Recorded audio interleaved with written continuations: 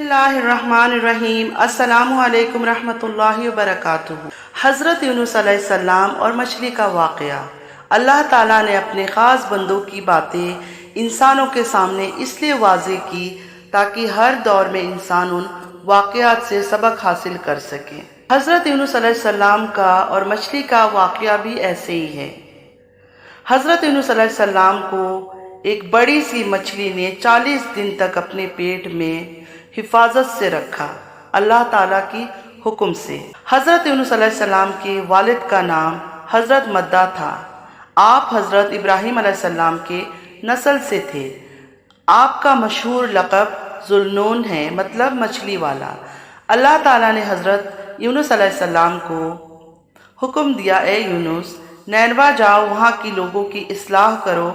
वो लोग आपस में लड़ते हैं, झगड़ते हैं, उनको मोहब्बत और अमन सिखाओ। अल्लाह के नबी हज़रत यूनुस अलैहिस्सलाम नैनवा, जो इराक के शुमाल में है, अपना मुबारक कदम लिए आ पहुँचे।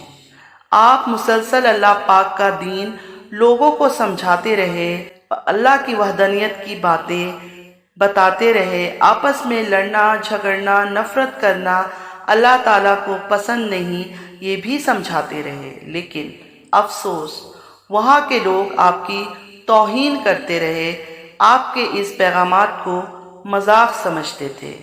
दरअसल हज़रत यूनुस अलैहिस्सलाम ने कई सालों तक दावत हक़ की तबलीग की, लेकिन वो कौम अपनी गुनाहों से बाज न आई।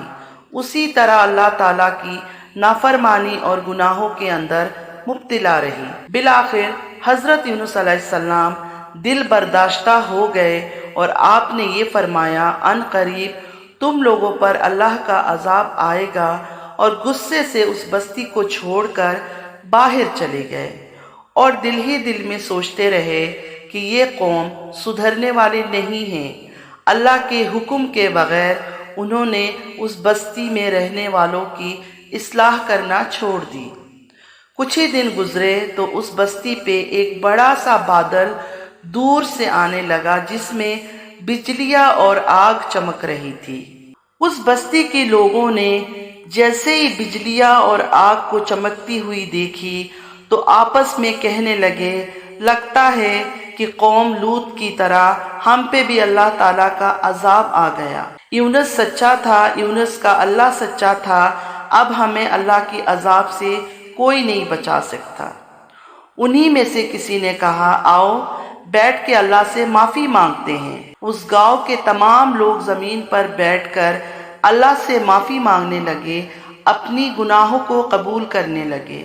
यहाँ तक के 3 दिन गुजर गए। बेशक अल्लाह ताला बार बार माफ़ करने वाला। और यूं वो आग बरसने वाला बादल उस गांव से दूर चला गया और सब अल्लाह के नबी हज़रत यूनुस अलैहिस्सलाम के मुंतज़िर हो गए कि अल्लाह करे हज़रत यूनुस अलैहिस्सलाम वापस आ जाए और हमें अल्लाह का दीन समझाए, हमें अमन, मोहब्बत और सलामती का पैगाम दे। और वहाँ हज़रत यूनुस अलैहिस्सलाम कश्ती में सवार होकर दूर जा रहे थे, ये सोच के कि वापस कभी इस गांव में नहीं आऊँगा। कश्ती अभी कुछ ही देर गई थी कि अल्लाह ताला की तरफ से खौफनाक हवाएं चलने लगी और इतना खौफनाक तूफानी हवाओं के अंदर वो कश्ती डगमगाने लगी। कश्ती की डूबने की मजीद खतरा बढ़ गया तो उस वक्त तमाम मल्लाहों ने अपने अकीदे के मुताबिक कहा कि मालूम होता है कोई अपना आका का भागा हुआ गुलाम इस कश्ती में सवार हो गया है। चुनांचे जब तक उस गुलाम को कश्ती से बाहर ना निकाल दिया जाएगा, तब तक इस मुसीबत से निजात हासिल नहीं होगी। जब मल्लाहों की ये बात हज़रत यूनुस अलैहिस्सलाम ने सुना, उनके दिल में ये ख्याल आया कि मैंने अल्लाह ताला की वही का इंतज़ार किए बगैर ही अपनी कौम के लिए बद्दुआ की और वहाँ से चला आया, और शायद अल्लाह ताला को मेरा ये अमल पसंद ना हो और इस वजह से ये आसार नामुदार हुए हैं। ये मंजर देखकर हज़रत यूनुस अलैहिस्सलाम ने उन मल्लाहों से कहा कि मैं ही वो भागा हुआ गुलाम हूँ जो अपने आका से भागकर यहाँ इस कश्ती पर सवार हुआ है। مجھے کشتی سے پھینک دو تاکہ یہ طوفان رک جائے۔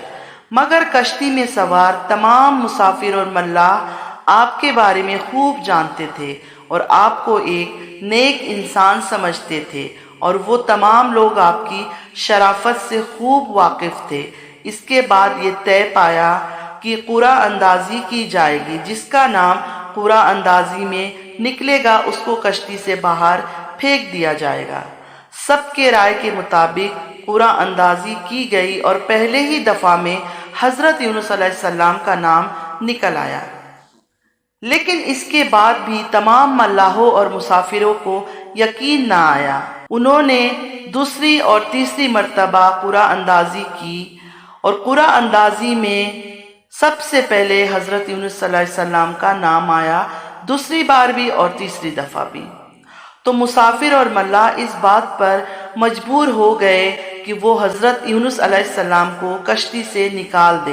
ابھی وہ یہ بات سوچ ہی رہے تھے، حضرت یونس علیہ السلام نے کشتی سے چھلانگ لگا دی تو اس وقت اللہ تعالیٰ نے ایک بہت بڑی مچھلی کو حکم دیا، تو اس مچھلی نے آپ حضرت یونس علیہ السلام کو زندہ ہی نگل لیا۔ اللہ تعالیٰ کے حکم سے اس مچھلی نے حضرت یونس علیہ السلام کو صحیح سلامت اپنے پیٹ میں محفوظ رکھا۔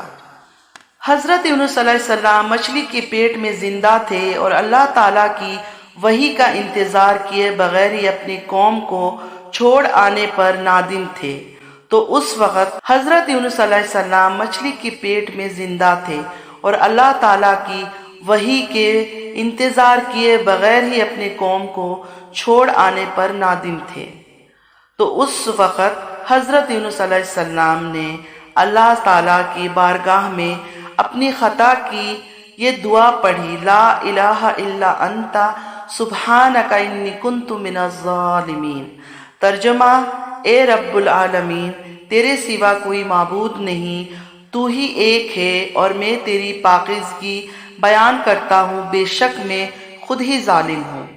جب اللہ تعالیٰ نے حضرت یونس علیہ السلام کی یہ درد بھری دعا سنی تو اس دعا کو اپنی بارگاہ میں قبول فرمایا اور حضرت یونس علیہ السلام کو اس آزمائش سے نجات دی۔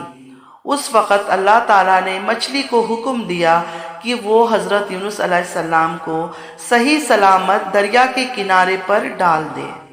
مچھلی نے اللہ تعالیٰ کے حکم کے مطابق حضرت یونس علیہ السلام کو ساحل کے کنارے پر چھوڑ دیا، اور اس طرح حضرت یونس علیہ السلام 40 دن تک مچھلی کے پیٹ میں رہے، اور 40 دن کے بعد اللہ تعالیٰ نے ان کی دعا قبول فرمائی اور اس آزمائش سے حضرت یونس علیہ السلام کو نجات بخشی۔